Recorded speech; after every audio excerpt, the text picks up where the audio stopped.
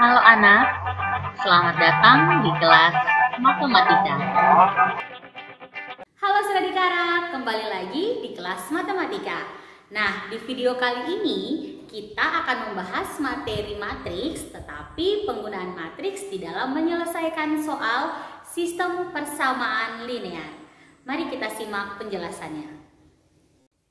Oke adik-adik, di video kali ini kita akan belajar bagaimana cara menyelesaikan masalah sistem persamaan linear baik yang 2 variabel maupun 3 variabel diselesaikan dengan cara yang lain. Nah, sebelumnya ketika di kelas 1 ataupun di bangku SMP, kalian pernah menyelesaikan soal-soal sistem persamaan linear dengan menggunakan metode eliminasi, dengan menggunakan metode substitusi, dan dengan menggunakan metode campuran. Campuran itu kan maksudnya kalian menggunakan eliminasi dan substitusi secara bersamaan. Dan kali ini selain 3 cara tadi, Ibu akan mencoba menyelesaikan soal sistem persamaan linear dengan menggunakan cara determinan matriks. Nah, semoga salah satu cara ini menjadi bantuan atau alternatif lain untuk kalian untuk menyelesaikan soal sistem persamaan linear. Cara mana yang lebih mudah? Silakan kalian pilih dan selesaikan. Seperti yang Ibu katakan tadi di awal, konsep yang kita pakai dalam menyelesaikan sistem persamaan linear adalah determinan matriks. Nah, ada 2 rumus yang akan kita gunakan. Yang pertama, kita lihat dulu untuk sistem persamaan linear 2 variabel. Ingat ya, kita gunakan konsep determinan. Nah, di sini Ibu berikan konsepnya, yaitu misalkan suatu masalah sistem persamaan linear 2 variabel dalam bentuk ini. Ini model matematika ya. Nah, sama ketika kita ketemu dengan soal cerita atau masalah kontekstual. Sebelum kita menyelesaikan mencari solusi nilai X dan Y, selalu kita ubah dulu ke dalam bentuk model matematika kan? Nah, ini yang disebut dengan model matematikanya. Nah, sekarang dari model matematika ini untuk cari nilai X dan Y, kita punya pilihan yang keempat. Yakni kita bisa ubah ke dalam bentuk matriks untuk kita selesaikan dengan menggunakan konsep determinan tadi. Nah, sekarang bagaimana ketika kita ubah model matematika ini ke dalam bentuk matriks? Oke, Ibu tulis dulu dia punya kotak sikunya ya, matriks. Oke, bisa kelihatan? Nah, sekarang yang kita tulis di kolom matriks yang bentuk matriks yang pertama ini adalah koefisien dari setiap variabel model matematika kita yang teman dengan X dan Y-nya kah? Sehingga di matriks yang pertama kita tulis, ingat tidak usah bolak-balik, ikut saja dia punya cara tulisnya di sini. A, B, T, dan Q. Oke? Jadi A, B, P, dan Q. Perhatikan dengan model matematikanya, sama kan? Nah, sekarang terus X dan Y-nya mana? Si X dan Y-nya kita tulis di matriks yang kedua dalam bentuk kolom. Ya? Jadi perhatikan A, B, P, dan Q ditulis di matriks pertama. Variabel yang X dan Y-nya ditulis di matriks kedua dalam bentuk kolom. Oke. Kemudian yang terakhir yang mana? Yang C dengan R hasilnya. Maka di sini dia menjadi matriks hasil, yaitu C dan R. Maka ini adalah bentuk matriks dari model matematika kita yang AX tambah BY sama dengan C dan PX tambah QY sama dengan R. Oke? Nah, dari penjelasan tadi Ibu bisa sederhanakan jadi seperti ini ya. Kalian bisa lihat Ibu sederhanakan penulisannya.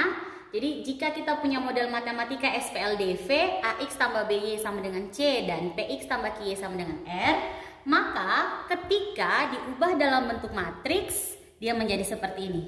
Oke? Jadi yang koefisien ditulis sendiri dalam satu matriks, yaitu matriks pertama. Hati-hati, posisi matriks tidak boleh ketukar. Jadi yang ini selalu jadi matriks pertama. Kemudian yang variabel X dan Y selalu menjadi matriks keduanya. Dan ditulis dalam bentuk kolom. Sementara yang hasilnya, yang C dengan R itu ditulis sebagai matriks hasil CR. Oke, Nah, sekarang bagaimana cara menyelesaikannya? Rumusnya seperti apa? Nah, kita cari dulu nilai determinan untuk matriks koefisien. Oke? Jadi ada 3 langkah. Langkah yang pertama kita menentukan nilai determinan dari matriks koefisien. Maka di sini Ibu bisa tulis D sama dengan, karena kita sudah mau mencari nilai matriks koefisien, Ibu langsung tulis dalam bentuk pagar. Artinya kalian sudah tahu ini adalah nilai determinan. Oke? Nah, variabelnya yang mana tadi? Variabelnya adalah, bukan variabel. Elemennya adalah A, B, P, dan Q. Oke? Jadi kita mau mencari nilai determinan dari elemen A, B, P, Q. Oke? Ingat rumus determinan. Perhatikan diagonal utama lebih dahulu ditulis. Artinya, A kali Q, kemudian dikurangi dengan diagonal lawannya, kurang dengan B kali P. Oke? Dihitung hasilnya seperti apa. Maka itu adalah nilai determinannya. Berikutnya, kita cari nilai determinan untuk variabel X atau ditulis dengan DX. Nah, yang mana yang kita ambil? Nah, cara mengambil elemen untuk determinan variabel X adalah kita tulis dulu elemen dasar. Elemen dasar itu kan adalah ABPQ toh. Tapi perhatikan variabel X ini itu kan posisinya di sebelah kiri, ya tidak? Variabel X ini posisinya di sebelah kiri. Maka si koefisien X yang A dengan P kita ganti dengan nilai C dan R. Oke? Sehingga di sini Ibu tulis CR. Oke? Kemudian sisanya itu tetap B dan Q. Kenapa yang kita ganti adalah sebelah kiri? Karena A dengan P ini adalah koefisien dari variabel X yang mau kita cari nilainya. Oke? Sehingga koefisien X kita ganti dengan hasil. Nah, berlaku sama ketika kita mencari nilai determinan Y. Sehingga di sini kita perhatikan bahwa dia punya variabel Y, koefisien yang mana temannya? B dengan Q toh. Nah, berarti B dengan Q ini kita ganti dengan si CR. Jadi posisi CR sekarang ada di sebelah kanan. Ibu terus kalau begitu yang kiri tetap A dan P. Sampai di sini bisa mengikuti penjelasannya. Jadi kalian lihat ketika DX, variabel X yang ditanyakan, koefisien X kita ganti dengan hasil. Ketika yang ditanya variabel Y, maka koefisien Y yang kita ganti dengan hasil. Karena ini rumus determinan, maka sama ya. Jadi yang kita hitung adalah ini dia tadi. CQ, berarti di sini C kali Q kurang B kali R. Oke? Lagi-lagi rumus determinan tidak pernah berubah, Adik. Diagonal utama yang dikalikan lebih dahulu, berarti di sini A kali R, kemudian dikurangi dengan C kali P. Selalu tanda kurang. Perhatikan tanda kurung sehingga kau tidak blunder ketika menghitung hasilnya. Nah, sekarang dari langkah 1, 2, 3 ini kita sudah dapat nilai determinan D, determinan variabel X, dan determinan variabel Y. Maka kita peroleh nilai atau hasil dari himpunan penyelesaian SPLDV di atas. X bisa kita tulis rumusnya sebagai dx per d. Oke? Kemudian yang kedua, Y atau variabel Y, himpunan penyelesaiannya bisa kita tulis sebagai dy per d. Nah, dy, dx, d dapat dari mana? Itu dari langkah 1, 2, 3 tadi. Oke?